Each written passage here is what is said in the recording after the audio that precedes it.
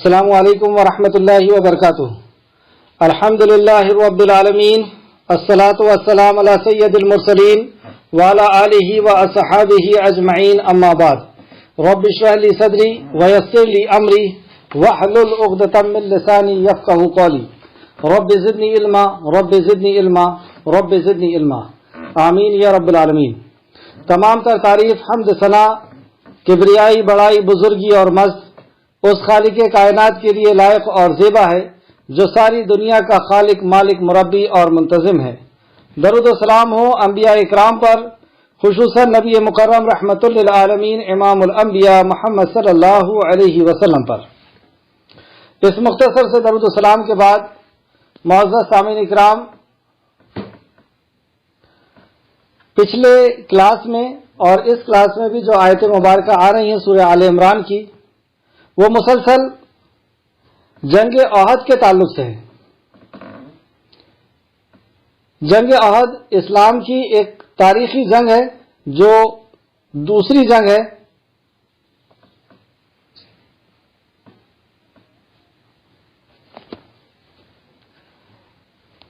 اس جنگ کے تعلق سے پہلے کچھ تمہیدی باتیں میں آپ کے سامنے رکھنا چاہتا ہوں کہ یہ جنگ کیوں ہوئی۔ نبی کریم صلی اللہ، یہ 2 ہجری میں ہوئی اور یہ 3 ہجری میں ہوئی، جنگ احد 3 ہجری میں ہوئی۔ اس کی جنگ اسلام کے اندر کیسے آ گئی، جبکہ اسلام تو امن و امان اور شانتی کا مذہب ہے۔ یہ حقوق کی تعلیم دیتا ہے کہ ماں باپ کے کیا حقوق ہیں، پڑوسی کے کیا حقوق ہیں، رشتہ داروں کے کیا حقوق ہیں، دیش والوں کے کیا حقوق ہیں۔ اصل میں جب نبی کریم صلی اللہ علیہ وسلم نے یہ دعوت شروع کی کہ قولوا لا الہ الا اللہ تفلحوا، اے لوگوں، اللہ ایک ہے، اس کی عبادت کرو، مطلب جو تمہارا مالک ہے، جو تمہارا خالق ہے، تم اس کی عبادت کرو۔ اور عبادت میں یہ بات شامل تھی کہ تم اس کی اطاعت کرو، اور نبی کریم صلی اللہ علیہ وسلم کو آخری نبی تسلیم کر لو، اور یہ قرآن جو نازل ہو رہی ہے یہ اللہ رب العزت کی طرف سے اللہ کا قانون نازل ہو رہا ہے، اللہ رب العزت کی شریعت نازل ہو رہی ہے، اس کی اتباع کرو۔ تو یہ بات ان کو پسند نہیں آئی، کچھ لوگوں کو۔ کیوں نہیں پسند آئی؟ کیونکہ ان کی آزادی ختم ہوتی، وہ شراب نہیں پیئیں گے، جوا نہیں کھیلیں گے، بیاج پہ کاروبار نہیں کریں گے، یہ آزادی ان کی ختم ہو رہی تھی، اس وجہ سے انہوں نے اس بات کو پسند نہیں کیا۔ آخرکار یہ ہوا کہ 2 گروپ ہوئے، ایک وہ لوگ جنہوں نے نبی کریم صلی اللہ علیہ وسلم کی اطاعت و فرمانبرداری کی، اور ایک وہ لوگ جنہوں نے انکار کیا۔ تو جنہوں نے انکار کیا وہ نبی مکرم صلی اللہ علیہ وسلم کو اور آپ کے صحابہ کو اور اس اسلام کو ختم کر دینا چاہتے تھے، اور بے تحاشا ان لوگوں نے پریشان کیا 13 سال تک مسلسل مکہ کے اندر۔ کسی صحابی کو یہ جلا دیا کرتے، کسی کو پھاڑ دیا کرتے، کسی کو زمین میں گھسیٹا جاتا، کسی کو کچھ کیا جاتا، اور یہ صحابہ پریشان ہو کر کے اللہ کے نبی کے حکم کے وجہ سے یہ لوگوں نے مکہ چھوڑ کر کے مدینہ اور اس طرف دوسری طرف ہجرت کر لیے۔ اور جب زیادہ صحابہ مدینہ کے اندر اکٹھا ہو گئے، اور نبی کریم صلی اللہ علیہ وسلم نے بھی اپنی ہجرت مدینہ کی طرف کی، اور مدینہ میں جا کر کے یہ لوگ اپنا امن و امان سے اس قانون کے اوپر جو اللہ رب العزت کا نازل کیا ہوا تھا اس کے مطابق زندگی جینے لگے۔ یعنی وہاں پر مدینہ میں شراب حرام ہو گئی، عورتوں کے ساتھ زنا اور بدکاری بند کر دی گئی، اور عورتوں کو حقوق دینے لگے، اور بچیوں کو زندہ دفن کرنا بند ہو گیا، اور بیاج پہ کاروبار بند ہو گیا، شراب بند ہو گئی۔ تو یہ ساری چیزیں وہاں پہ بند ہو گئی، یہ چیزیں ان لوگوں کو برداشت نہیں ہوئی، اور یہ انہی کے رشتہ دار تھے، اور ان کے مکہ کے ہی لوگ تھے، اور مکہ سے ہی لوگ ہجرت کر کے مدینہ آئے تھے۔ تو ان لوگوں نے جب صحابہ کرام مکہ سے ہجرت کر کے مدینہ آئے تو ان کے گھر بار کو اور ان کے سامان کو بیچ کر کے ان لوگوں نے ایک قافلہ بنایا جو شام کی طرف گیا بزنس کرنے کے لیے، اور جب وہ بزنس کر کے لوٹا تو ابو سفیان نے ان سے یہ طے کیا کہ یہ سارا مال اور اس میں اور مال ملاؤ، اور یہ سب کو ملا کر کے ہم مسلمانوں کے اوپر اٹیک کریں گے، اور اسلام کے اوپر اٹیک کریں گے، نبی کریم کے اوپر اٹیک کریں گے، اور ان کو ختم کر دیں گے، دین کو ختم کر دیں گے۔ اور اس ارادے سے یہ احد پہاڑ کے قریب آ کر کے اس نے پڑاؤ ڈالا۔ نبی کریم صلی اللہ علیہ وسلم کو جب یہ خبر ملی کہ مدینہ سے ایک قافلہ آیا ہے جو آس پاس کے لوگوں کو اکٹھا کر کے اور وہ ہم کو ختم کر دینا چاہتا ہے، ہمیں، ہماری عورتوں کو، ہمارے بچوں کو، ہمارے سب کو ختم کر دینا چاہتا ہے۔ تو نبی مکرم نے مشورہ کیا جمعہ کے بعد، اور مشورے میں آپ نے یہ بات رکھا کہ اس سے کیسے لڑا جائے۔ بھئی یہ تو نہیں ہوگا نا کہ مکہ سے ایک قافلہ آ رہا ہے، وہ ہم کو قتل کر دینا چاہتا ہے، بیوی بچوں کو قتل کر دینا چاہتا ہے، ختم کر دینا چاہتا ہے، تو کیا ہم اسی طرح مر جائیں؟ اللہ رب العزت نے حکم دیا کہ نہیں، اپنی بیوی بچوں کی حفاظت کے لیے، اپنی حفاظت کے لیے، اسلام کی حفاظت کے لیے تمہیں تلوار اٹھانا ہے۔ تو نبی کریم صلی اللہ علیہ وسلم نے صحابہ سے مشورہ کیا کہ ہم مدینہ سے لڑیں یا باہر نکل کر کے لڑیں۔ تو کچھ لوگوں نے کہا کہ نہیں، ہم مدینہ سے باہر نکل کر کے لڑتے ہیں، اور عبداللہ ابن ابی اور اس کے کچھ ساتھیوں نے کہا کہ نہیں، ہم مدینہ سے لڑیں گے۔ لیکن نبی کریم صلی اللہ علیہ وسلم نے اس مشورے کو قبول کر لیا کہ ہم مدینہ سے باہر نکل کر لڑیں گے، اور نبی کریم صلی اللہ علیہ وسلم نے اپنی زرہ پہنی اور یہ لوگ نکل گئے۔ نبی کریم صلی اللہ علیہ وسلم احد کے قریب پہنچے، اور عبداللہ ابن ابی بھی اپنے ساتھیوں کے ساتھ تھا۔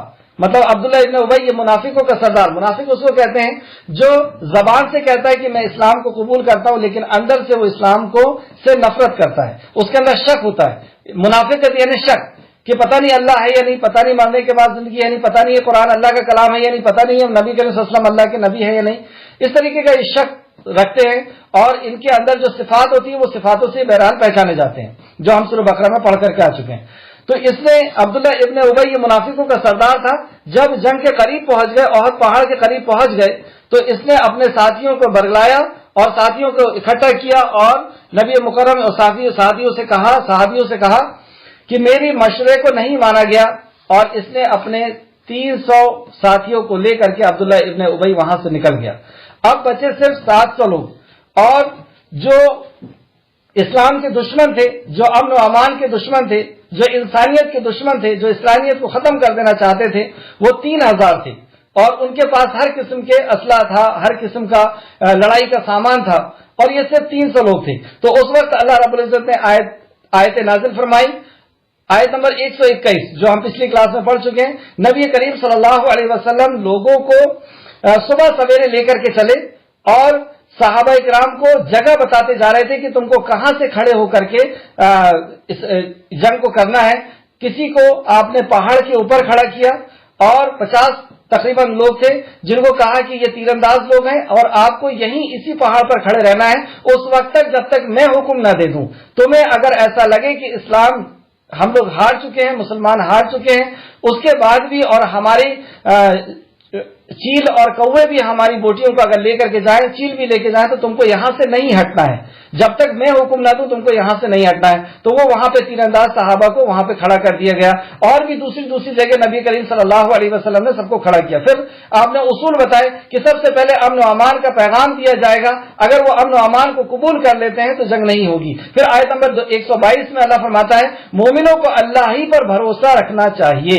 میدان کارزار ہے، لیکن وہاں پر بھی اللہ رب العزت یہ عقیدہ سکھا رہا ہے کہ تمہیں اپنے تلواروں پر اور اپنے لڑنے کے ہنر پر اور اپنی طاقت پر، اپنی بہادری پر، اپنے شجاعت پر تم کو یقین نہیں رکھنا ہے، تم کو یقین رکھنا ہے تو اللہ رب العزت کی ذات پر، کیونکہ فتح اور کامیابی اور ناکامیابی یہ اللہ رب العزت کے اختیار کی بات ہے۔ تو آیت نمبر 122 میں اللہ فرماتا ہے مومنوں کو اللہ ہی پر بھروسہ رکھنا چاہیے۔ آیت نمبر 123 میں اللہ نے فرمایا اللہ نے بدر میں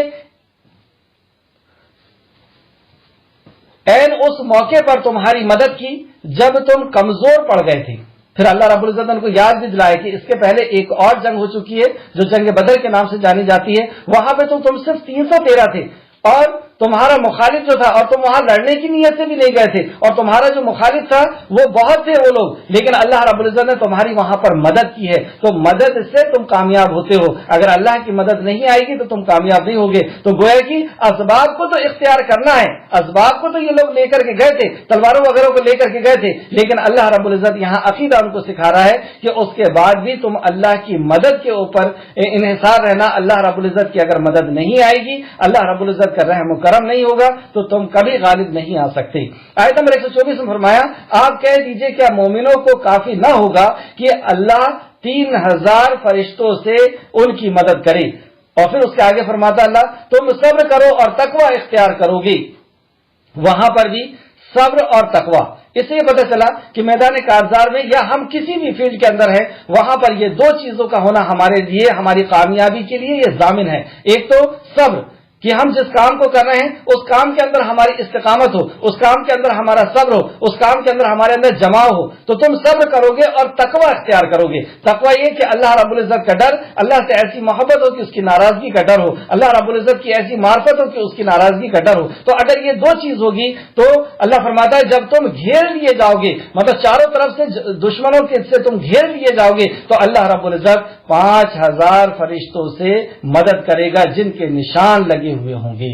निशान लगे हुए होंगे से मुराद यह है कि फरिश्ते सफेद ऊनी लिबास, तफसीर इब्न कसीर में इसी आयत की तफसीर में बताया गया है, इब्न अब्बास का कौल है कि सफेद ऊनी लिबास पहने हुए वो घोड़े फरिश्ते आएंगे और जिनके सरों में साफे होंगे और इनके घोड़ों में भी के माथे पर निशान लगे हुए होंगे। अल्लाह अकबर, ऐसी खुली हुई मदद तुम्हारे सामने आएगी। और मदद आई और सहाबा ने देखा कि वो फरिश्ते और दिखाई दे रहे थे जो उनके आसपास आमने सामने चल रहे थे। फिर उसके बाद अल्लाह रब्बुल इज्जत फरमाता है आयत नंबर 139 के अंदर, वला तहीनु वला तहज़नु व अंतुमुल आलौना इन कुंतुम मुमिनीन। वला तहीनु, तुम डरो नहीं, वला तहज़नु, तुम घबराओ नहीं। मतलब अल्लाह रब्बुल इज्जत ने पहले ये बात फरमाई कि मैंने इसके पहले तुम्हारी मदद कर चुका हूं, तुमने देख चुके हो पिछली जंग में, और उसके बाद अभी भी तुम अगर घेर लिए जाओगे और शर्त लगा दी कि अगर तुम तकवा इख्तियार करोगे और सब्र करोगे तो मैं 3000, और फिर उसके बाद तुम घेर लिए जाओगे तो 5000 फरिश्ते और निशान लगे हुए कि तुम उनको पहचानोगे भी, उनको मैं नाजिल करूंगा। और उसके बाद फिर एक उसूल बताता है, वला तहीनु, तुम डरो नहीं, वला तहज़नु, तुम घबराओ नहीं, व अंतुमुल आलौना, तुम ही सरबुलंद रहोगी, तुम ही सरबुलंद रहोगे, जीत और हुकूमत तुम्हारी होगी। क्यों? क्योंकि तुम सत्य के साथ हो, तुम हक के साथ हो। इन कुंतुम मोमिनीन, लेकिन अल्लाह फरमाता है कि तुम मोमिन होना होगा। अगर तुम मोमिन रहोगे, अल्लाह रब्बुल इज्जत के ताबे फरमान रहोगे, अल्लाह के नबी के फरमाबरदार रहोगे, मतलब कुरान और हदीस पर, दीन के ऊपर पूरी तरीके से तुम उतर जाओगे, मोमिन रहोगे, तो अल्लाह तुमको डरने की और तुमको घबराने की जरूरत नहीं। वहां पर भी कदम कदम पर अल्लाह रब्बुल इज्जत अकीदा सिखा रहा है कि यहां पर भी अगर तुमने अल्लाह रब्बुल इज्जत के तक़वे को छोड़ दिया, उसके सब्र को छोड़ दिया और ईमान को तुमने अगर छोड़ दिया तो तुम्हारी कोई मदद नहीं की जाएगी। और अगर तुम ईमान के साथ रहोगे तो अल्लाह रब्बुल इज्जत तुम्हारी फिर से वैसी मदद करेगा। एक सवाल होता है कि जंग क्यों, आसमान से कोई अजाब क्यों नहीं आ गया? जब ये अल्लाह के नाफरमान थे तो आसमान से अजाब आ जाता, जैसे नूह अलैहिस्सलाम की कौम में आया कि पूरी पूरी बस्ती को डुबा दिया गया और ये खत्म कर दिए गए, या इस तरीके से और भी दूसरे नबियों के लूत अलैहिस्सलाम के ऊपर आए कि उनकी बस्ती को उठाया गया और काफिरों को उठाया गया और पटक दिया गया, और इस तरीके से और भी बहुत सारे अजाब आए।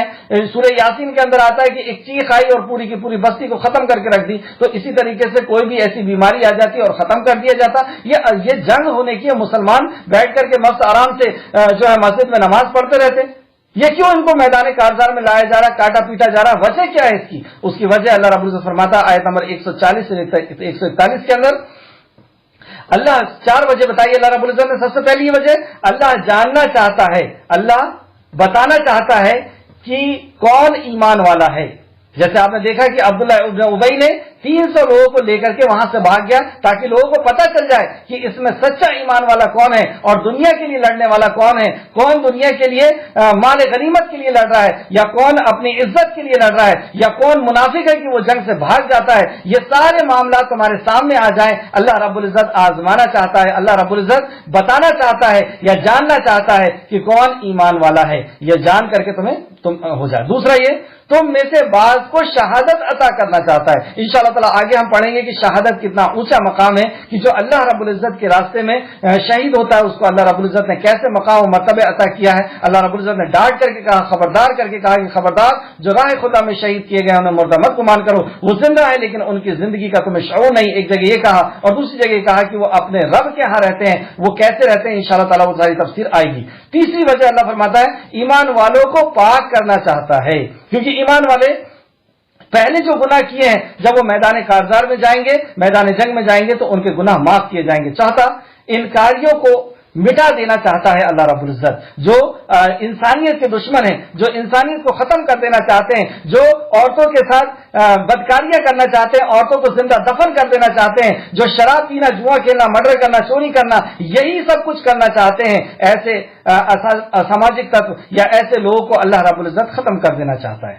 جنگ میں اللہ نے فتح دی، دشمن بھاگ گئے۔ اب یہ جنگ چل رہی تھی اور اس میں اللہ رب العزت نے ان کو فتح دی۔ کون سی جنگ ہے یہ؟ جنگ احد میں اللہ رب العزت نے فتح دی اور یہ لوگ وہاں سے بھاگنے لگے۔ اللہ کے نافرمان جو تھے، نبی کریم صلی اللہ علیہ وسلم کے جو باغی تھے، جو دشمن تھے، وہاں سے وہ بھاگنے لگے، اور جب یہ بھاگنے لگے اور لوگ مسلمان جو تھے وہ مال غنیمت کے قریب جانے لگے، اور اوپر سے جو پہاڑی کے اوپر جن کو کھڑا کیا گیا تھا، جو تیر اندازوں کو، ان لوگوں نے آپس میں بات کیا، ان لوگوں نے آپس میں اختلاف بھی کیا یا بات کیا۔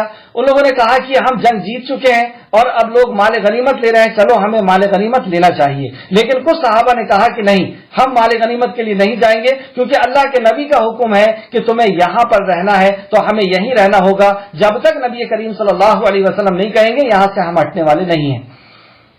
لیکن جو لوگوں نے نہیں مانا بات کو، وہ مال غنیمت کی طرف چلے گئے۔ جو مال غنیمت کی طرف نہیں گئے تھے، ان کے لیے دو بات سمجھ میں آتی ہے کہ ان کو اللہ رب العزت نے غنی کر دیا تھا مال غنیمت سے، مطلب ان کو مال غنیمت سے کوئی لینا دینا نہیں تھا۔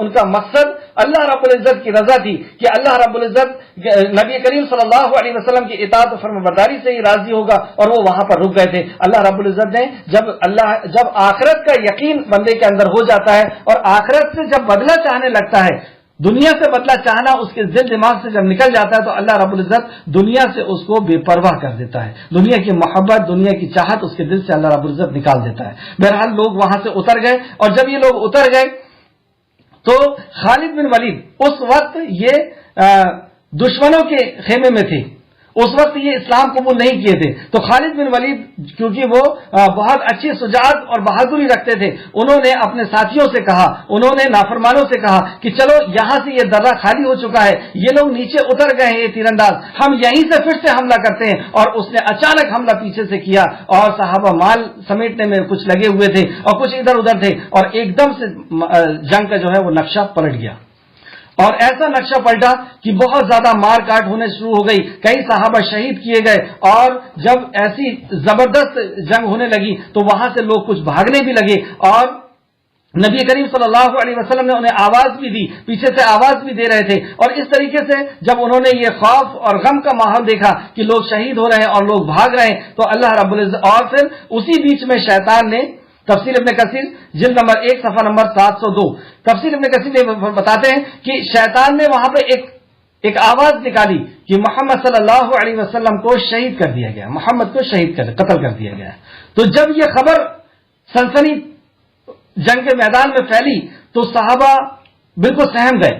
ایک صحابی کا واقعہ یہاں پر آتا ہے کہ وہاں پہ مدنی صحابی تھے، ان کو جب یہ بات کی خبر ملی کہ نبی کریم صلی اللہ علیہ وسلم کی شہادت ہو گئی ہے، تو وہ اطمینان اور سکون سے کہتے ہیں کہ نبی کریم نے ہم تک پیغام کو پہنچا دیا ہے، دین ہم تک پہنچا دیا ہے، ہمیں دین کے اوپر ثابت قدم رہنا ہے اور اللہ رب العزت کے کلمے کو بلند کرنے کے لیے لڑتے رہنا ہے۔ لیکن دوسرے لوگ تھے وہ گھبرانے لگے اور وہاں سے بھاگنے لگے، تو اللہ رب العزت نے نبی کریم صلی اللہ علیہ وسلم کے اوپر یہ آیت مبارکہ نازل فرمائی، اور نبی کریم نے صحابہ اکرام کو یہ آیت سنائی۔ اعوذ باللہ من الشیطان الرجیم، آیت نمبر 144، وما محمد الا رسول قد خلت من قبلہ الرسول، اور محمد صلی اللہ علیہ وسلم ایک رسول ہی ہیں، ان سے پہلے بہت سے رسول گزر چکے ہیں، اگر ان کا انتقال ہو جائے یا شہید ہو جائیں تو کیا تم اسلام سے اپنے ایڑیوں کے بل پھر جاؤ گے؟ مطلب ایسا جنگ کا دور چل رہا ہے اور تم یہاں سے تمہاری ہمت کیسے کم ہوئی؟ اللہ رب العزت نے ڈانٹ دیا کہ تمہاری ہمت کیسے کم ہوئی کہ تم یہاں سے، نبی کریم صلی اللہ علیہ وسلم اگر ان کا انتقال ہو جاتا ہے یا وہ شہید کر دیے جاتے ہیں تو کیا تم اسلام سے پھر جاؤ گے؟ اور ایک نہ ایک دن تو یہ ہونا ہے کہ وہ اپنے رفیق اعلیٰ سے جا کر کے ملیں گے۔ نبی کریم صلی اللہ علیہ وسلم نے تو اپنے رفیق اعلیٰ سے ملنا ہے، اور وہ گھڑی آ کر کے رہی. اور اللہ رب العزت نے قرآن کے اندر یہ فیصلہ بھی فرما دیا کہ ہر نفس کو کل نفس ذائقۃ الموت، کل کہا دیا اللہ نے کہ ہر نفس کو موت کا مزہ چکھنا ہے. تو نبی کریم صلی اللہ علیہ وسلم کے لیے بھی آسمان سے خبر آئی کہ رفیق اعلیٰ سے آپ کو ملنا ہے، اپنے خالق اور مالک سے ملنا ہے، اور نبی کریم صلی اللہ علیہ وسلم نے تشریف بھی لے گئے. تو یہاں پہ ڈانٹ دیا گیا کہ اگر ایسا ہوگا تو کیا تم اسلام سے پھر جاؤ گے؟ جس دن نبی مکرم صلی اللہ علیہ وسلم اپنے رب کے پاس چلے جائیں گے تو کیا تم اسلام سے ہٹ جاؤ گے؟ اور جو کوئی اپنے ایڑیوں کے بل پھر جائے تو وہ اللہ کا کچھ بھی بگاڑ نہ سکے گا. جو اسلام سے پھر جائے گا اللہ کا یا دین کا کچھ نہیں بگڑے گا، وہ اپنی ہی تباہی اور بربادی کرے گا. اور اللہ شکر ادا کرنے والوں کو اچھی جزا دیتا ہے. تو جو شکر گزار بندہ ہوتا ہے اللہ رب العزت اس کو اچھی جزا دیتا ہے. آیت نمبر 143. اور کوئی بندہ اللہ کے حکم کے بغیر مر نہیں سکتا. تم نے کیسے یہ سمجھ لیا؟ جب تک اللہ رب العزت نہیں چاہے گا کوئی بھی کسی کا بھی انتقال نہیں ہو سکتا. اس نے موت کا وقت لکھا ہوا ہے، اجل المسمى، ایک اپوائنٹڈ ٹائم ہے، ایک فکس ٹائم ہے انسان کے دنیا میں آنے کا اور انسان کے دنیا میں سے جانے کا، ایک فکس ٹائم ہے. اور یہ ساری جو باتیں سمجھائی جا رہی ہے میدان کے اندر، یہ بات بہت غور کرنے کے لیے ہمارے لیے، اور اس میں کئی ایسے نقاط بتائے جا رہے ہیں کہ اس سے ہم کو پتہ چلتا ہے کہ یہ موت اور یہ جتنی بھی تقدیر ہے یہ اللہ رب العزت نے لکھ چکا ہے اور قلم اٹھا لی گئی ہے. اب خوف، غم اور ڈر، یہ ساری چیزیں ہمارے مومن کے اندر سے ختم ہو جانا چاہیے. تو اللہ فرماتا ہے اس نے موت کا وقت لکھ رکھا ہے، اور جو کوئی دنیا کا بدلہ چاہتا ہے تو ہم اسے دنیا ہی میں کچھ دے دیں گے. اگر وہ دنیا کے لیے مال غنیمت کے لیے لڑ رہا ہے، عزت کے لیے لڑ رہا ہے، شہرت کے لیے لڑ رہا ہے کہ میں اتنا زیادہ طاقتور کہلاؤں یا اتنا زیادہ لڑنے والا کہلاؤں، اگر دنیا کی چاہت ہے تو ہم اس کو دنیا میں کچھ دے دیں گے. اللہ اکبر. میدان کے اندر ہے لیکن وہاں پر بھی ان کی نیت کو بتایا جا رہا ہے کہ نیت گڑبڑ نہیں ہونا چاہیے، نیت خراب نہیں ہونا چاہیے. اگر نیت اللہ کی رضا کے علاوہ دنیا چاہت کی اگر ہو جائے گی تو اللہ رب العزت تمہارے سارے اجر کو ختم کر دے گا. دنیا کی چاہت کی ہو جائے گی تو اللہ رب العزت دنیا ہی تم کو دے دے گا. یہ ہمارے ہر معاملے میں، ہر عمل کے اندر ہے. یہ تو جہاد کا عمل ہے، یا نماز کا ہو، روزے کا ہو، حج کا ہو، زکات کا ہو، کوئی بھی عمل میں جب ہماری نیت پلٹتی ہے، دنیا چاہنے کی نیت ہو جاتی ہے، دنیا کی عزت، شہرت اور دولت ہو جاتی ہے، تو اللہ رب العزت اس اجر کو ختم کر دیتا ہے. اور مسلم شریف کی وہ مشہور حدیث کہ سب سے پہلے جس کا حساب ہوگا وہ کافر، منافق، مشرک نہیں ہوگا. سب سے پہلے جس کا حساب ہوگا وہ ایک مسلمان ہوگا. اللہ رب العزت وہ ایک مسلمان ہوگا اور اللہ رب العزت اس سے سب سے پہلے جو پوچھے گا کہ تو نے کیا کر کے آیا، تو بتائے گا کہ میں شہید ہو کر کے آیا تھا. تو اللہ رب العزت اس کی نیت کو بتائے گا کہ تیری نیت میرے کو راضی، اللہ کو راضی کرنے کے لیے نہیں تھی، دنیا کو راضی کرنے کے لیے تھی. اور اللہ اس کو حکم دے کر کے اور منہ کے بل گھسیٹ دے گا. تو اسی طریقے سے آپ دیکھیں کہ یہاں پر نیت بتائی جا رہی ہے میدان کارزار کے اندر. اور جو کوئی آخرت کا بدلہ چاہتا ہو تو ہم اسے آخرت میں کچھ دے دیتے ہیں. ہم شکر ادا کرنے والوں کو اچھی جزا دیتے ہیں. تو جو شکر گزار ہوتا ہے اللہ رب العزت اس کو اچھی اجر دیتا ہے، اور آخرت میں بھی، جنت میں بھی اس کو اجر دے گا. اور کتنے ہی نبی گزرے جن کے ساتھ مل کر بہت سے اللہ والوں نے جنگ کی. انہوں نے ان کی راہ میں جو تکلیفیں پہنچی انہوں نے ہمت نہ ہاری. مطلب ایسا ابھی نہیں ہوا ہے، اس کے پہلے بھی ہر نبی کے ساتھ یہی ہوا ہے کہ جو لوگ دشمن تھے، جو لوگ انسانیت کے دشمن تھے، جو لوگ خون خرابہ اور قتل غارت گری میں ہی بھروسہ رکھتے تھے، تو وہ لوگوں نے نبیوں کو مارنے کی، عیش دوتوں کو ختم کرنے کی کوشش کی. اور ہر دور میں عیش دوت نے یا نبیوں نے مل کر کے اور ان کے ساتھیوں نے مل کر کے لڑا ہے. اور ان لوگوں نے کبھی بھی پست ہمتی نہیں دکھائی، انہوں نے کبھی بھی ہمت کا، اللہ رب العزت پر یقین کا ساتھ نہیں چھوڑا. یہ ان کی تربیت کی جا رہی ہے میدان کارزار میں. اور نہ کمزوری دکھائی اور نہ وہ دبے. تین چیز بتائی گئی، نہ انہوں نے ہمت ہاری، نہ وہ کمزور پڑے اور نہ وہ دبے. اور اللہ صبر کرنے والوں کو پسند کرتا ہے. مطلب میدان کارزار کے اندر بھی صبر کی تلقین پھر سے کی گئی. اور ان کی دعا کیا ہوتی ہے؟ ان کا کہنا ہوتا ہے ربنا اغفر لنا ذنوبنا واسرافنا فی امرنا وثبت اقدامنا وانصرنا علی القوم الکافرین. اے ہمارے رب ہمارے گناہ بخش دے. مطلب دیکھیں وہاں پر بھی ان کا عقیدہ کیسا ہوتا ہے. صابرین اور شاکرین یا اللہ رب العزت کے مطیع اور فرمانبردار لوگوں کا، وہ ان کو اپنی تلواروں پر اور اپنے لڑنے پر اور اپنی طاقت پر ان کو غرور نہیں آ رہا ہے. وہاں پر بھی وہ یہی کہہ رہے ہیں ربنا اغفر لنا، اے ہمارے پروردگار ہمیں تو بخش دے، ہمارے کاموں میں ہم سے جو زیادتی ہوئی ہے اسے معاف کر دے، مطلب ہم جو بھی کام کر رہے ہیں اس میں جو بھی زیادتی ہوئی ہے، تیری نافرمانی ہوئی ہے اسے معاف کر دے، اور ہمیں ثابت قدم رکھ، اور کافر قوم کے مقابلے میں ہماری مدد فرما، مطلب جو انکار کرنے والے ہیں تیرے اور تیری قانون کے یا تیرے نبی کے، ان کے مقابلے میں ہماری مدد فرما۔ چنانچہ اللہ نے انہیں دنیا میں ثواب دیا اور آخرت میں بہت اچھا ثواب دیا، اور اللہ نیکوکاروں کو پسند فرماتا ہے۔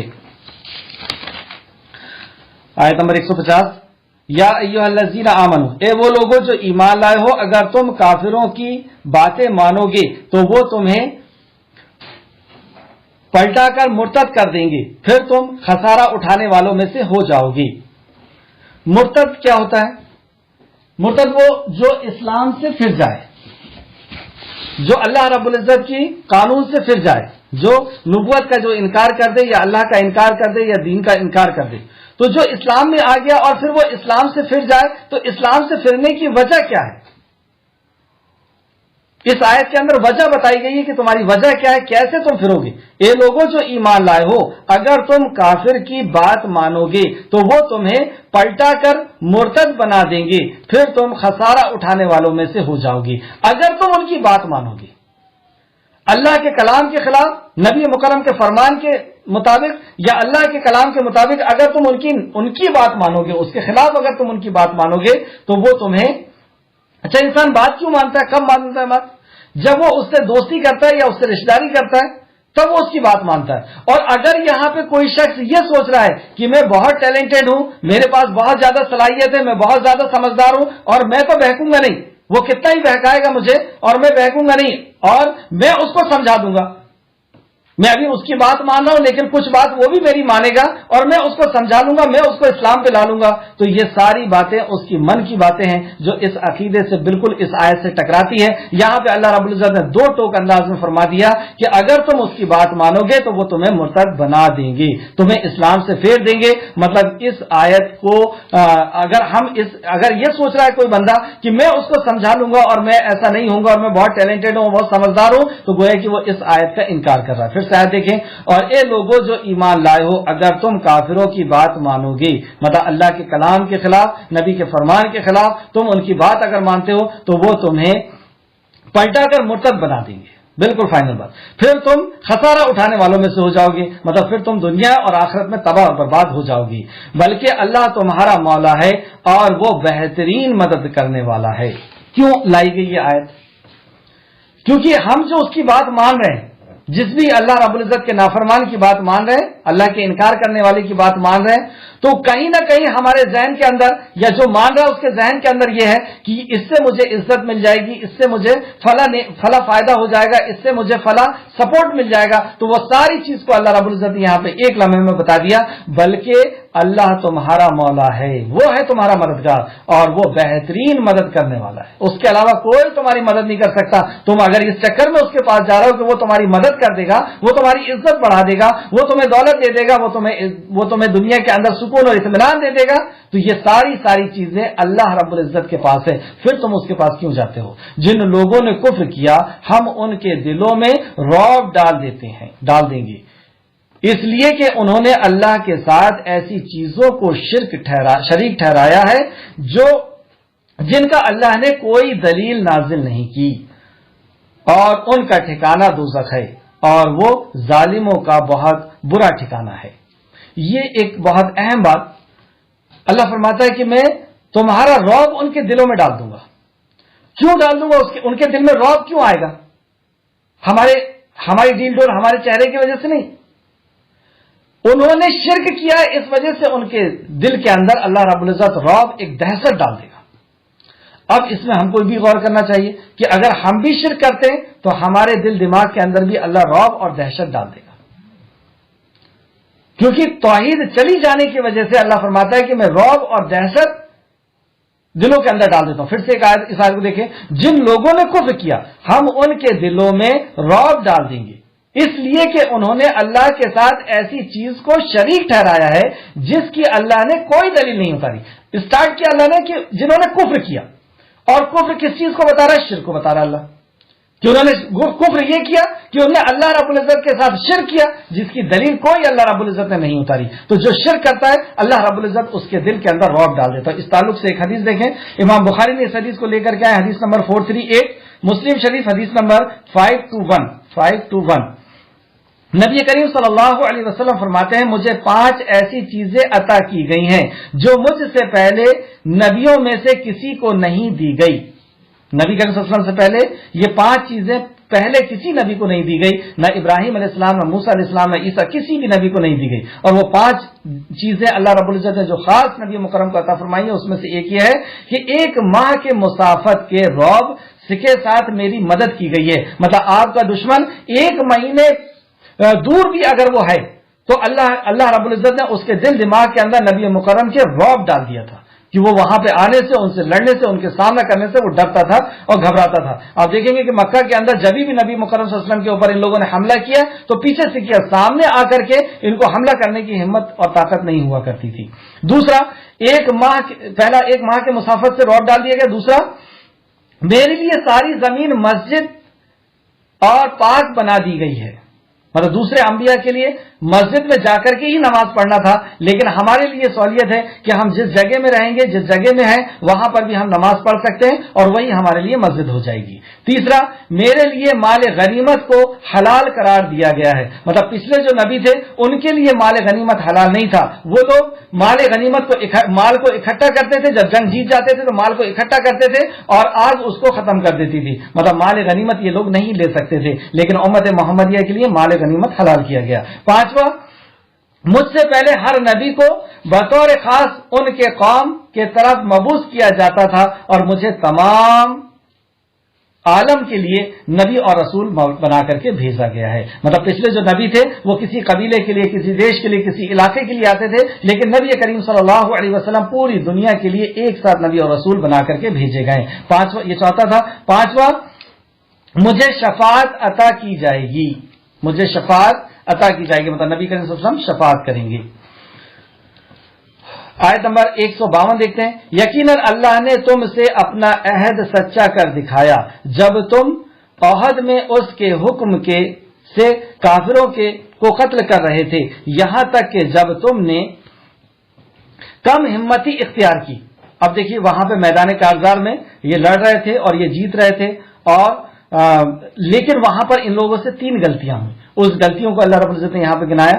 جب تم نے کم ہمتی دکھائی، کم ہمتی دکھانے یعنی پست پڑ رہے ہیں ان کی تعداد کو دیکھ کر کے یا جو بھی جس بھی معاملے میں تھا، تو کم ہمتی اختیار کی اور اپنے ذمہ داروں کے بارے میں جھگڑنے لگے کہ یہاں سے اترنا ہوگا اور مال غنیمت لینا ہوگا. جھگڑنے لگے، اور جو انہیں اللہ نے تمہیں وہ چیز مال غنیمت دکھائی جس سے تم محبت رکھتے تھے تو تم نے نافرمانی کی. مال غنیمت دے کر کے نبی کریم صلی اللہ علیہ وسلم کی نافرمانی ہوگی.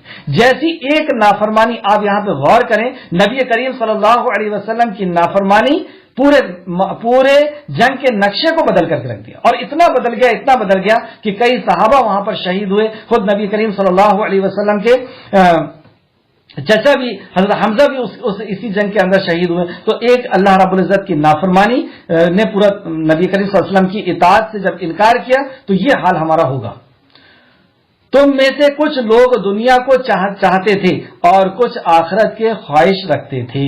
کچھ لوگ دنیا کو چاہتے تھے اس لیے مال غنیمت کی طرف آ گئے، اور کچھ لوگ آخرت کو چاہتے تھے، وہ نبی مکرم کی اطاعت میں وہیں پہ کھڑے رہے. پھر اللہ نے تمہیں کافروں کے مقابلے میں پسپا کر دیا، بس آمنے سامنے لے آیا تاکہ تمہاری آزمائش کرے. اب تمہاری آزمائش شروع ہو گئی، تم نے اللہ کی نافرمانی کی، اللہ نے آزمائش شروع کی. بلا شبہ پھر بھی اس نے تمہیں معاف کر دیا. مطلب آزمائش میں پھر یہ کامیاب ہوئے. الحمدللہ یہ نبی مکرم صلی اللہ علیہ وسلم کے وہ صحابہ تھے جو ان کو نبی مکرم نے تربیت کی تھی. یہ لوگ پھر سے اپنے آپ کو انہوں نے مضبوط کیا، اپنی غلطی کا احساس کیا، اور پھر سے یہ میدان کارزار میں پھر سے اکٹھا ہوئے. تو اللہ رب العزت فرماتا ہے کہ میں نے تمہارے گناہوں کو بخش دیا. اللہ مومنوں پر فضل کرنے والا ہے. اب یہاں سے جب یہ بات ہو گئی کہ اللہ نے قرآن کے اندر یہ آیت نازل فرما دی کہ میں نے تمہیں بخش دیا، تو اب ہمیں اس معاملے میں زیادہ سوچنے کی اور زیادہ دیکھنے کی ضرورت نہیں. پھر اللہ فرماتا ہے جب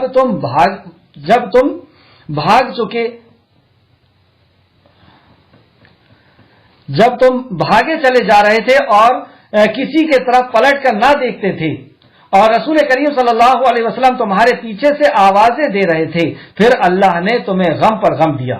پھر یہ پچھلا واقعہ پھر سے دہرایا جا رہا ہے کہ جب مطلب خالد بن ولید ترنت آئے تھے اور یہ لوگ بھاگنے لگے تھے تو اللہ رب نے فرمایا کہ جب تم بھاگے جا رہے تھے تو اللہ نے غم پہ غم دیا. دو غم دیا تم کو. کون سے تھے غم پہ غم؟ کہ ایک تو یہ کہ لوگ ان کے جو ساتھی تھے وہ شہید ہو رہے تھے، اور دوسری پھر یہ افواہ اڑ گئی تھی کہ نبی کریم صلی اللہ علیہ وسلم کو شہید کر دیا گیا ہے. تو یہ غم پہ غم دیا تاکہ تمہیں یہ سبق ملے کہ جو کچھ تمہارے ہاتھ سے جائے گا یا جو مصیبت تم پر نازل ہوگی اس پر تمہیں غمگین نہیں ہونا چاہیے، اور تم جو عمل کرتے ہو اللہ اسے بخوبی دیکھتا ہے، یا اللہ رب العزت اس کا خبر رکھتا ہے. تو جو کچھ بھی وہاں پر ہو رہا ہے اس میں غم کی بات نہیں ہے. جو کچھ ہو رہا ہے اللہ رب العزت کی طرف سے ہو رہا ہے. اگر ہم جیت رہے ہیں تو بھی ہماری جیت ہے، اور اگر ہم شہید ہو رہے ہیں تو ہماری اس سے بڑی جیت ہے. آیت نمبر 154. پھر اس نے غم کے بعد تم پر سکون نازل کیا جس سے تمہاری ایک گروہ میں اونگ طاری ہو گئی.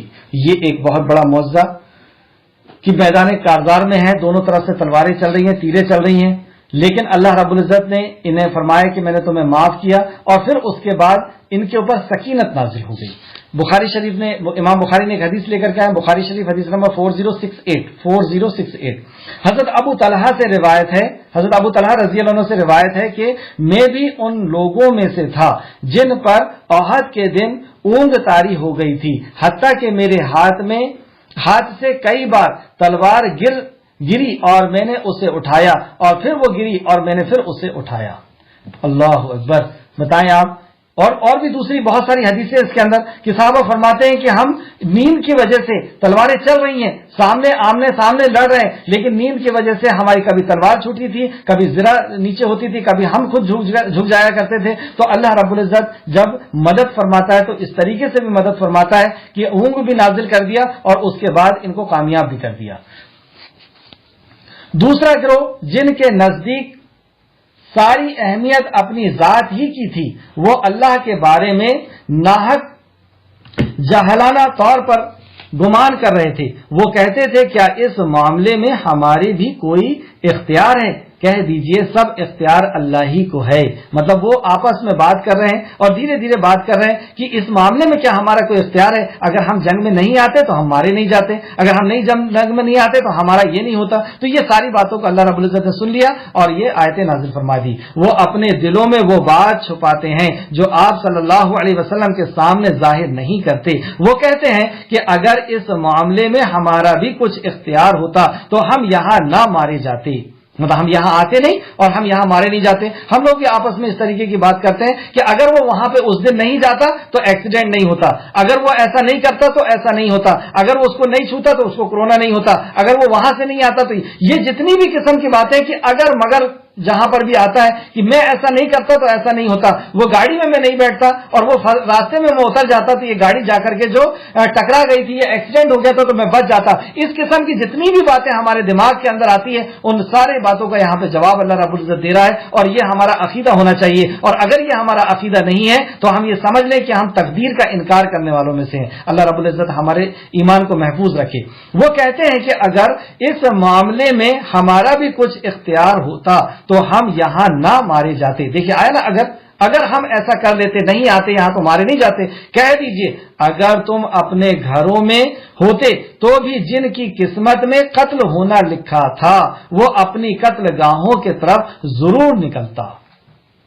یہ اللہ رب العزت کا فیصلہ ہے کہ اللہ رب العزت جس دن پیدا کرنے بندے کی روح کو پہنچاتا ہے اسی دن اللہ رب العزت فرشتے کے ساتھ لکھوا دیتا ہے کہ اس کی کتنی زندگی رہے گی، کب مرے گا، کہاں مرے گا، کون سی زمین میں یہ دفن کیا جائے گا. یہ اللہ رب العزت نے پہلے سے لکھ دیا ہے اور قلم اٹھا لی گئی ہے، تقدیر پہلے سے ہماری لکھ چکی گئی ہے. تو اللہ فرماتا ہے کہ اگر تم نہیں بھی آتے اور تمہارے تقدیر میں مرنا لکھا تھا، قتل ہونا لکھا تھا، تو تم اسی میدان میں آتے، یہی بدر کے اندر آتے اور تم اسی تلوار سے قتل کیے جاتے. اب ہمیں یہ سوچنا ہے کہ ہم کون سی موت جانا چاہتے ہیں، اللہ کی اطاعت میں یا اللہ کی نافرمانی میں. جس کو جہاں پہ قتل ہونا وہ تو ہوگا، لیکن اب وہ کس کنڈیشن میں ہو رہا ہے یہ اس کی اپنی بات ہے. اور یہ اس لیے ہوا کہ جو کچھ تمہارے سینوں میں ہے اللہ اسے آزمائے، اور تاکہ تمہارے دلوں میں سے وسوسے صاف کر دے. اور اللہ سینوں کی چھپی بات کو بھی جانتا ہے. کیا پتہ چلا سے کہ اللہ رب العزت یہ سارے معاملے اس لیے کیا کہ اللہ رب العزت آزمانا چاہتا تھا کہ تم میں کون ایمان والا ہے اور کون چلے جانے والا ہے. اور جس کو جہاں پہ جب موت آنی ہے اس کو جب ہی آئے گی، اس کے گھر میں رہنے سے، یا جو کہتے ہیں کہ ہم فلاں گاڑی میں نہیں بیٹھتے تو نہیں ہوتا، ایسا کچھ بھی نہیں ہے. جب ہونے کا ہے تو وہ ہو کر کے رہے گا. بے شک جب دو لشکر احد میں آپس میں ٹکرائے تھے تو ہم نے تو تم میں سے جن لوگوں نے پسپائی اختیار کی یقیناً وہ اپنے بعض کوتاہیوں کی سبب شیطان کے بہکاوے میں آ گئے. اللہ اکبر. اس سے ہم کو ایک عبرت ملتی ہے کہ ہم جو گناہ کرتے ہیں وہ گناہ ہمارے سامنے آتا ہے. جیسے یہاں پہ اللہ رب العزت نے فرمایا کہ بے شک جب وہ دو لشکر یعنی احد میں آپس میں ٹکرائے تھے تو تم میں سے جن لوگوں نے پسپائی یعنی ڈر اختیار کیا یقیناً وہ اپنے بعض کوتاہیوں کے سبب سبب شیطان کے بہکاوے میں آ گئے تھے، اور بلا شبہ اللہ نے انہیں معاف کر دیا. بے شک اللہ بہت بخشنے والا بہت احسان کرنے والا ہے.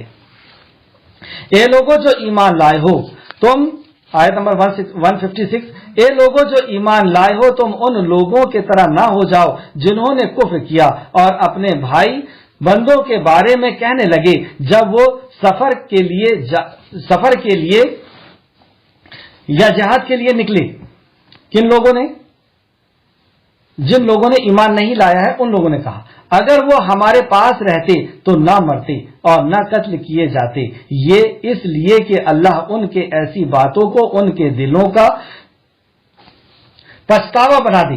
مطلب یہ ان کے دلوں کا بس پچھتاوا ہے کہ اگر نہیں جاتے تو نہیں مرتے. اور اللہ ہی زندہ کرتا ہے اور مارتا ہے، اور تم جو کچھ کرتے ہو اللہ اسے دیکھ رہا ہے. تمہارے وہاں نہیں جانے سے یا چلے جانے سے ایسا ہو جائے گا، ایسا نہیں ہے. اللہ مارتا ہے اور اللہ زندہ کرتا ہے.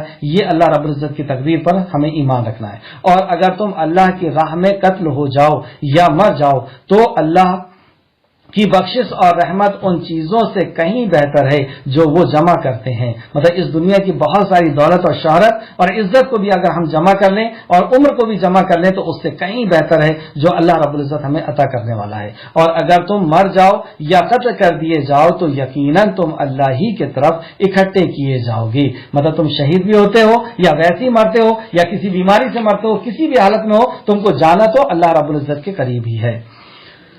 پس اے نبی آپ اللہ کی رحمت کے باعث ان کے لیے نرم دل ہیں. دیکھیے ایک لیڈر کے لیے یا ایک مبلغ کے لیے، ایک دین کے داعی کے لیے کیا صفات ہونا ضروری ہے. یہ 5 صفت اللہ رب العزت نے یہاں پہ گنائی جو نبی کریم صلی اللہ علیہ وسلم کے اندر بہت ہی خوبی کے ساتھ اللہ رب العزت نے رکھا تھا. جیسے سورہ توبہ کی آیت نمبر 128 کے اندر بھی آپ دیکھیں گے کہ جو لوگ اسلام کے اندر آ جاتے تھے، جو لوگ ایمان کو قبول کر لیتے تھے، جو ایک اللہ کی عبادت کو قبول کر لیتے تھے، جو قرآن کو قبول کر لیتے تھے، تو نبی کریم صلی اللہ علیہ وسلم ان سے بہت زیادہ ان کے لیے شفیق ہو گئے تھے اور محبت کرتے تھے. تو 5 چیزیں جو ایک لیڈر کے اندر ہونا چاہیے، ایک داعی کے اندر ہونا چاہیے، ایک رہبر کے اندر ہونا چاہیے، ان کو آپ سماعت فرمائیں. پہلے یہ پس اے نبی کریم صلی اللہ علیہ وسلم آپ اللہ کی رحمت کے باعث ان کے لیے نرم دل تھے. تو نبی کریم صلی اللہ علیہ وسلم اپنے ساتھیوں کے لیے تو بہت دور کی بات ہے، وہ اپنے دشمنوں کے لیے بھی نرم دل تھے. دیکھیے ایسی میدان کارزار چل رہی ہے، ایسی جنگیں چل رہی ہیں، لیکن نبی مکرم کی تلوار سے پوری زندگی میں کوئی ایک بھی نہیں مرا. ایک شخص نے یہ عہد کر کے آیا تھا کہ میں نبی مکرم کو قتل کروں گا، اور ایک واقعہ لمبا ہے، وقت کم ہے، میں آپ کو بعد میں بتاؤں گا انشاءاللہ تعالی. تو اس نبی کریم صلی اللہ علیہ وسلم نے صرف اس کو ایک کسی چیز سے ٹچ کیا تھا، اس ٹچ کرنے سے اس کو ایک خروچ آئی تھی، اس میں سے خون بھی نہیں نکل رہا تھا، اور وہ ایسا چیخ کر کے مطلب گائے کی طرح وہ بہت تیزی سے چیخ رہا تھا. تو لوگوں نے کہا کہ تجھے کیا ہوا ہے، تجھے جو ہاتھ لگا ہے یا کوئی چیز لگی ہے اس سے تو خون بھی نہیں نکل رہا ہے. تو وہ کہتا ہے کہ فلاں فلاں بستیوں کے اوپر بھی اگر اس تکلیف کو ڈال دیا جائے گا تو وہ اس سے مر جائیں گے، اور ایسا وہ چیخ چیخ کر کے وہ مر گیا. تو نبی مکرم کے ایسے ٹچ کرنے سے تو بہرحال میں بتانا یہ چاہ رہا تھا کہ نبی مکرم صلی اللہ علیہ وسلم اپنے ساتھیوں کے لیے اور دوسرے لوگوں کے لیے بہت زیادہ رحم دل تھے. آپ کو رحمت للعالمین تک کہا گیا. لیکن جنگ ہونے کی پھر کیا وجہ ہے؟ کیونکہ وہ لوگ اس سکون اور اطمینان اور شانتی کے اس مذہب کو ختم کر دینا چاہتے تھے. اس وجہ سے جنگ ہوئی، اپنے آپ کو بچانے کے لیے یا صحابہ کو بچانے کے لیے، دین کو بچانے کے لیے.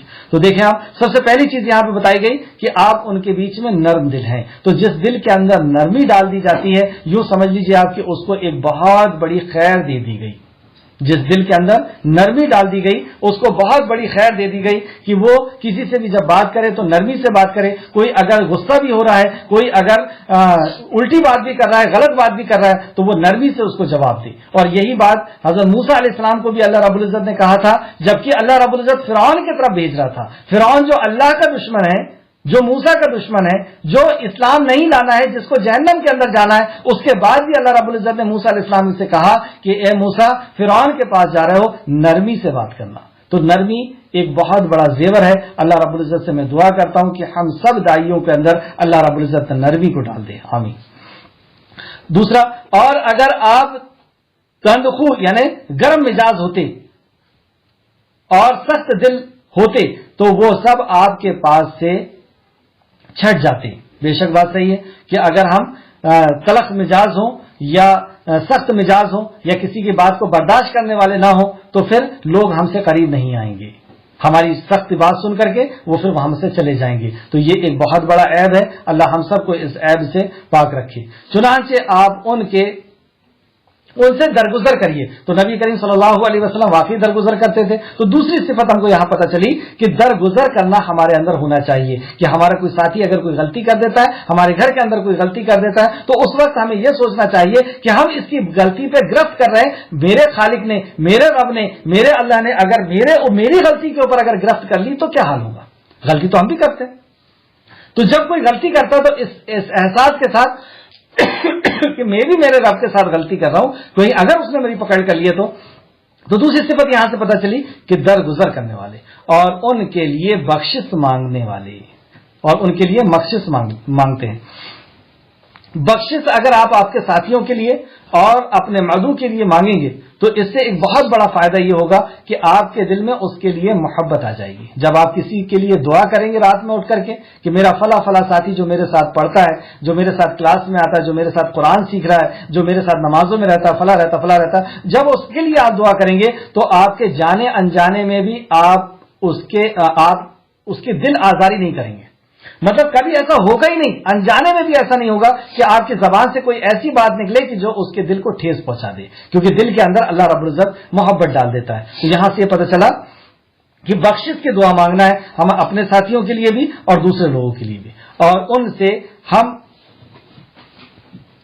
معاملات میں مشورہ کریں، ان سے اہم معاملے میں یا معاملے کے اندر مشورہ کریں. بتائیے نبی کریم صلی اللہ علیہ وسلم صحابہ اکرام سے منافقوں کو بھی ساتھ میں بٹھا کر کے اور مشورہ کرتے تھے. جیسے ابھی ہم نے دیکھا کہ عبداللہ ابن ابی بھی اس مشورے میں تھا اور اس نے مشورہ دیا، جو منافقوں کا سردار ہے اس نے مشورہ دیا کہ ہم یہیں سے مدینہ سے لڑیں گے. تو مشورہ اگر ہم کسی سے کر لیتے ہیں تو پھر وہ ہمارے خلاف نہیں جاتا.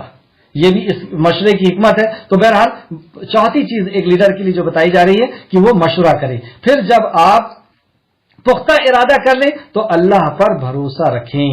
پانچویں چیز کہ اللہ رب العزت کے اوپر کامل یقین کہ اللہ رب العزت جو چاہے گا بس وہی ہوگا. ہمیں تدبیر کرنا ہے، جو اصول اور قانون ہم کو دنیا میں جینے کے اللہ نے بتائے اس قانون کے حساب سے، اس اصول کے حساب سے، اس تربیت کے حساب سے ہمیں جینا ہے. لیکن اصل فیصلہ تو اللہ کے پاس میں ہے. بے شک اللہ بھروسہ کرنے والوں کو پسند کرتا ہے. سبحان اللہ. ان اللہ یحب المتوکلین. تو جو توکل رکھتے ہیں اللہ کا، جو اللہ کے اوپر یقین رکھتے ہیں، اللہ رب العزت نے یہاں فرمایا ان اللہ یحب، اللہ ان سے محبت کرتا ہے جو اللہ رب العزت کے اوپر توکل کرتے ہیں، جو اللہ رب العزت کے اوپر بھروسہ کرتے ہیں. اور صرف اللہ ہی ایسی ذات ہے جس کے اوپر بھروسہ کیا جائے. آیت نمبر 160. اگر اللہ تمہاری مدد کرے تو کوئی تم پر غالب نہیں آ سکتا. اگر پوری دنیا مل کر کے ہم کو ختم کرنا چاہتی ہے، ہمارے کو نقصان پہنچانا چاہتی ہے، بے عزت کرنا چاہتی ہے، اور اگر اللہ عزت دینا چاہتا ہے، اللہ رزق دینا چاہتا ہے، اللہ بچانا چاہتا ہے، اللہ زندگی دینا چاہتا ہے اور پوری دنیا ختم کر دینا چاہتی ہے، تو اللہ رب العزت، اور یہ واقعہ آپ ہمیشہ دیکھیں گے اور اکثر و بیشتر آپ نے دیکھا ہوگا کہ پوری دنیا اگر کسی کے پیچھے لگ جاتی ہے اور اللہ اگر اس کو بچانا چاہتا ہے تو پوری دنیا مل کر کے بھی اس کو مار نہیں پاتی. تو یہاں پہ اللہ فرماتا ہے اگر اللہ تمہاری مدد کرے تو کوئی تم پر غالب نہیں آ سکتا. اس لیے توکل کے بعد یہ بات لے کے آئی جا رہی ہے. توکل لایا اللہ نے کہ توکل پورا کی پورا یقین بھروسہ اللہ کے اوپر ہونا چاہیے، اور اس کے بعد فرماتا ہے اگر اللہ تمہاری مدد کرے تو تم پر کوئی غالب نہیں آ سکتا، کوئی تمہارے پر حکمراں نہیں بن سکتا، اور اگر وہ تمہیں بے یار و مددگار چھوڑ دے تو پھر کون ہے جو اس کے بعد تمہاری مدد کرے.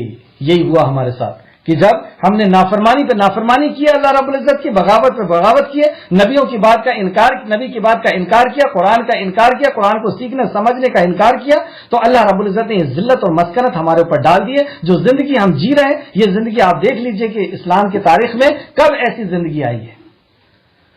اللہ ہم کو محفوظ رکھے، ہمیں توبہ کی توفیق دے. اگر وہ تمہیں بے یار و مددگار چھوڑ دے تو پھر کون ہے جو اس کے بعد تمہاری مدد کر سکے؟ کون مدد کر رہا ہے؟ اور مومنوں کو اللہ ہی پر بھروسہ رکھنا چاہیے. پھر اس کے بعد یاد دلائی جا رہی ہے کہ ابھی بھی تم مومن ہو، اللہ رب العزت کے اوپر بھروسہ رکھو. اللہ رب العزت کے اوپر جو بھروسہ رکھ لیتا ہے اللہ اس کے لیے کافی ہو جاتا ہے.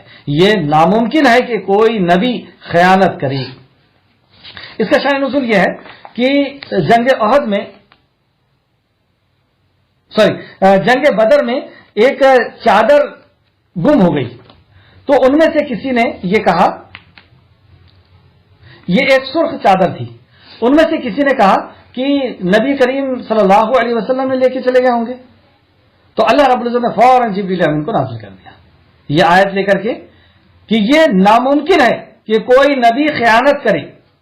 مال غنیمت ہے، امانت ہے، کوئی کبھی ایسا نہیں ہو سکتا کہ نبی خیانت کرے. تو اس بات کی صفائی اللہ رب العزت نے آسمان سے نازل فرما دی کہ نبی کے پاس وہ چادر یا نبی لے کر کے جائے. ایسا کبھی کوئی نبی کے ساتھ ایسا نہیں ہوتا. تو ظاہر سی بات ہے کہ تم میں سے کسی نے لے کے گیا ہے، تو تم میں سے اگر کسی نے لے کے گیا ہے تو وہ پھر سن لے، پھر کیا ہے، جو کوئی خیانت کرے گا. پھر سے ایک بات سمجھ لیں آپ، اللہ رب العزت نے نبی کریم صلی اللہ علیہ وسلم کی شان میں فرمایا یہ ناممکن ہے کہ کوئی نبی خیانت کرے. کیونکہ مدینہ کے اندر آپ دیکھیں گے کہ یہ آستین کے ساتھ لوگ تھے. لوگ کہتے تھے کہ ہم مسلمان ہیں، نماز بھی پڑھ رہے ہیں، ساتھ میں رہ بھی رہے ہیں، آ رہے ہیں جا رہے ہیں، سب کچھ کر رہے ہیں، لیکن منافق ان کے اندر گھسے ہوئے تھے.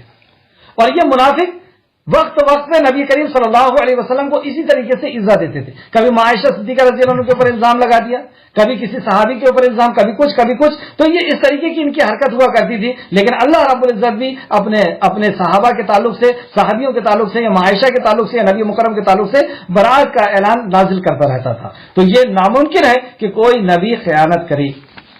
اس کا بھی آپ لکھ سکتے ہیں تفسیر ابن کثیر جلد نمبر 1 صفحہ نمبر 277 میں یہ جو واقعہ لکھا ہوا تھا.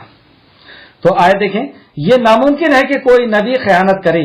تو نبی نے خیانت نہیں کیا. صرف ظاہر سی بات ہے کہ تم لوگوں میں سے کسی نے اس چادر کو لیا ہے. تو جس نے ایک چادر بھی لیا ہے اس کے تعلق سے اللہ کیا فرما رہا ہے، جو کوئی خیانت کرے گا تو جو اس نے خیانت کی ہوگی اس کے ساتھ قیامت کے دن حاضر کیا جائے گا.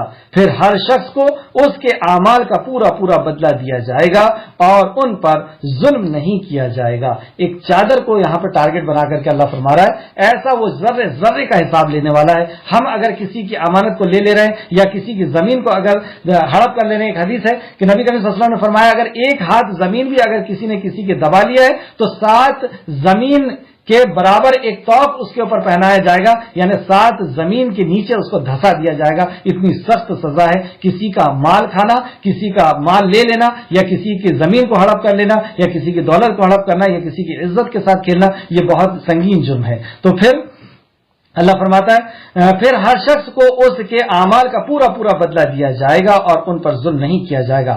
بھلا جو شخص اللہ کی رضا کے پیچھے چل رہا ہو اس شخص جیسا ہو سکتا ہے جو اللہ کی ناراضگی کے لیے دوڑے اور جس کا ٹھکانہ جہنم ہو. کیا یہ دونوں ایک جیسے ہو سکتے ہیں؟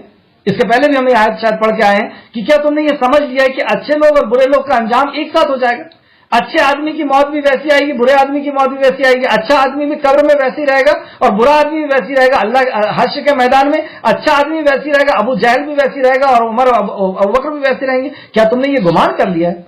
تو اللہ رب العزت جس نے جیسا کام کیا اس کو اسی انداز میں اٹھائے گا. وہ شخص جیسا ہو سکتا ہے جو اللہ کی ناراضگی کے لیے دوڑے اور جس کا ٹھکانہ جہنم ہو، اور وہ بدترین لوگوں کا ٹھکانہ ہے. اس کے بعد کتنا ٹائم بچا؟ ابھی ہے ہمارے پاس ٹائم الحمدللہ. دیکھیے ایک بہت پیاری آیت نمبر 164، لقد من اللہ علی المؤمنین.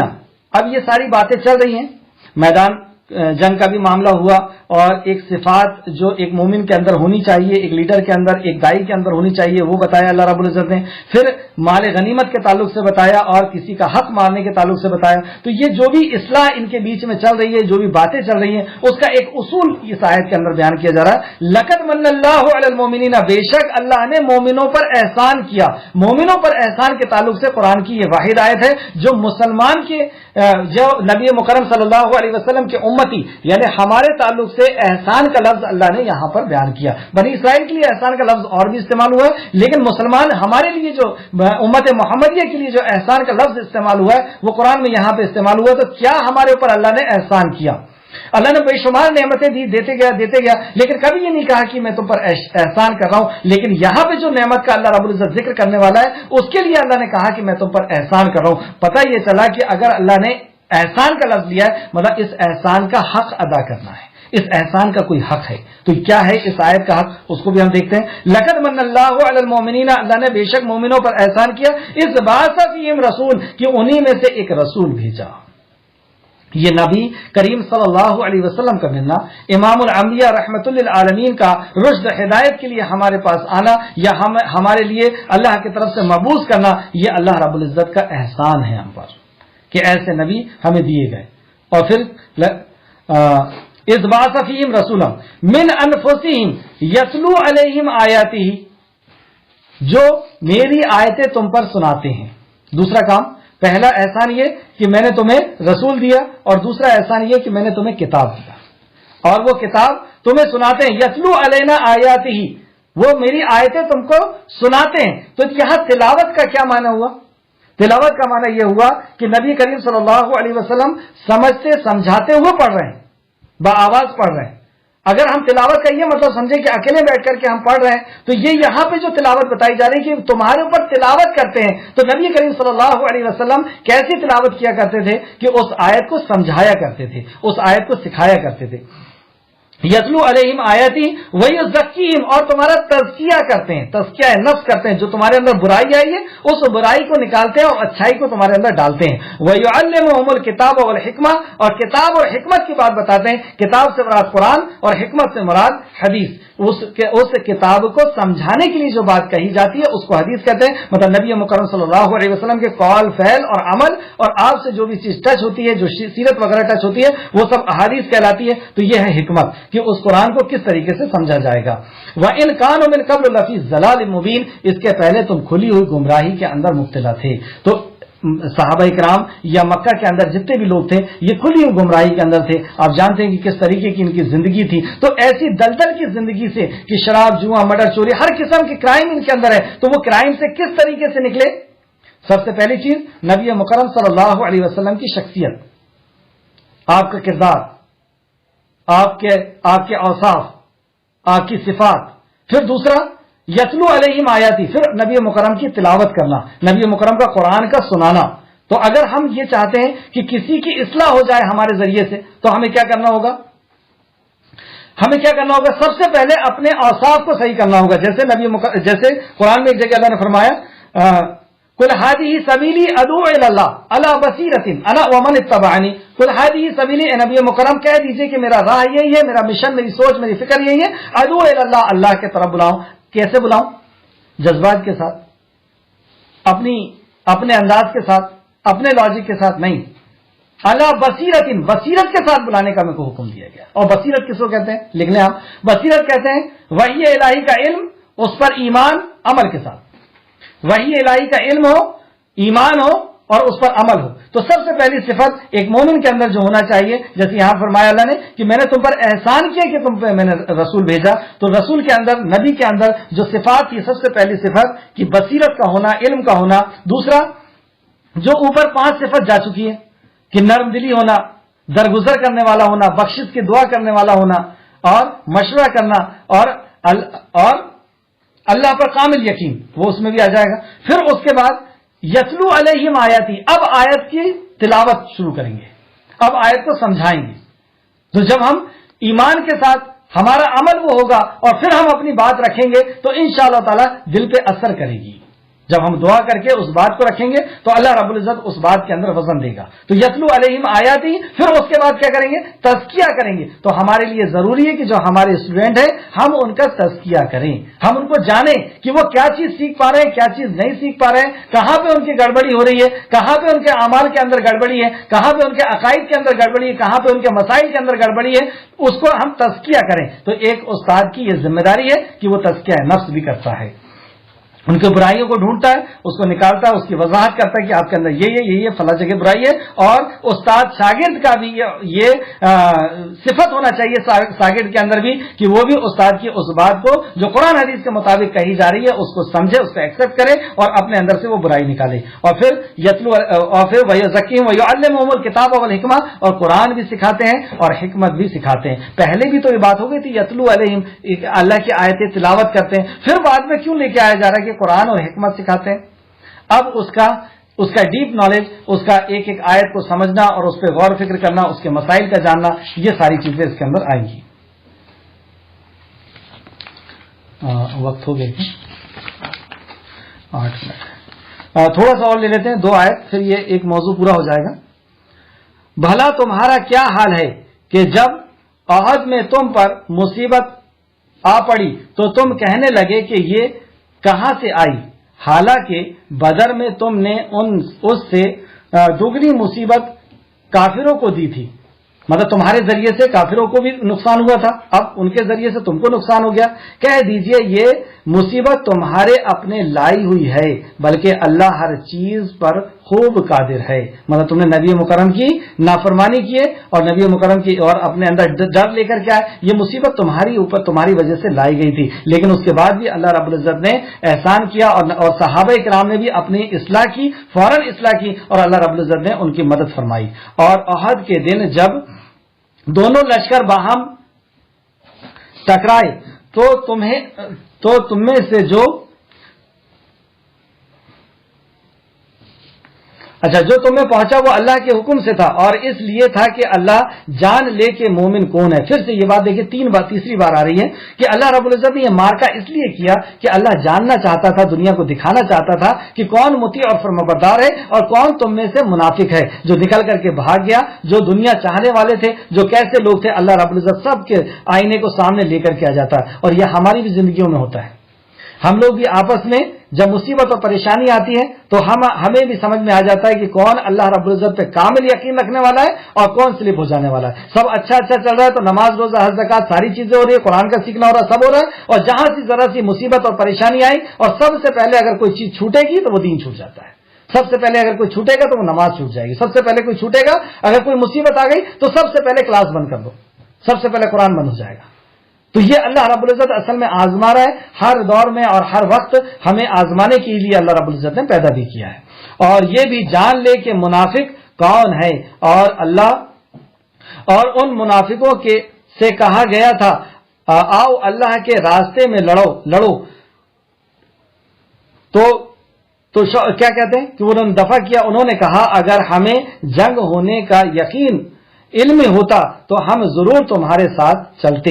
مطلب یہ جب منافق وہاں سے بھاگ کر کے آ گئے 300 تو یہ کیا کہتے ہیں کہ ہمیں تو یہ یقین ہی نہیں تھا کہ وہاں پہ جنگ ہونے والی، تو وہاں گئے کائے کے لیے تھے؟ پھر بھائی اس علاقے میں، اس جگہ میں جنگ بدر جہاں پہ، جنگ احد جہاں پہ ہو رہی، تو احد پہاڑ جب بھی آپ مدینہ جائیں تو ضرور جائیے، کیونکہ احد کے تعلق سے نبی مکرم نے فرمایا کہ میں احد سے محبت کرتا ہوں، احد ہم سے محبت کرتا ہے. تو احد پہاڑ بہت بڑا پہاڑ ہے اور جہاں پر جنگ ہوئی تھی اور جہاں پہ آج بھی وہ جگہ کے نشانات بھی وہاں پہ لگائے گئے کہ کہاں کہاں کون سے صحابی کو شہید کیا گیا تھا، اس علاقے کو اس نے باؤنڈری کر کے رکھے. بہرحال ایک ایسا مقام ہے کہ جس کو دیکھ کر کے ہمیں پوری یاد تازہ ہو جاتی ہے کہ واقعی اس جگہ میں اس طریقے سے اسلام کے دشمنوں نے اسلام کو قتل ختم کرنے کے لیے یہاں پر آئے تھے. تو وہ لوگ وہاں سے بھاگ گئے اور یہ کہتے ہیں کہ ہمیں تو یقین ہی نہیں تھا کہ یہاں پہ جنگ ہونے والی، اس لیے ہم بھاگ گئے. وہ اس روز ایمان کی نسبت کفر کے زیادہ قریب تھے، مطلب انہوں نے ایمان کو قریب نہیں کیا، اللہ رب العزت کے حکم یا نبی مکرم کی اطاعت و فرمانبرداری کو قبول نہیں کیا، انہوں نے کفر کو قبول کیا. وہ اپنے منہ سے وہ بات کہہ رہے تھے جو ان کے دلوں میں نہیں تھی، اور اللہ وہ بات جانتا ہے جو وہ چھپاتے ہیں. مطلب منافق کیا ہوتا ہے؟ وہ کہتے کچھ ہے اور دل میں کچھ اور ہوتا ہے. لیکن اللہ نے یہاں فرمایا کہ اللہ رب العزت جانتا ہے کہ جو دل میں ہے اور جو تمہاری زبان کے اندر ہے. تو اللہ رب العزت سے دعا ہے کہ جو کچھ بھی ہم نے پڑھے ہیں اللہ رب العزت اس میں مزید غور و فکر کرنے اور اس پہ عمل کرنے کی توفیق اور رفیق عطا فرمائے. آمین یا رب العالمین. السلام علیکم ورحمۃ اللہ.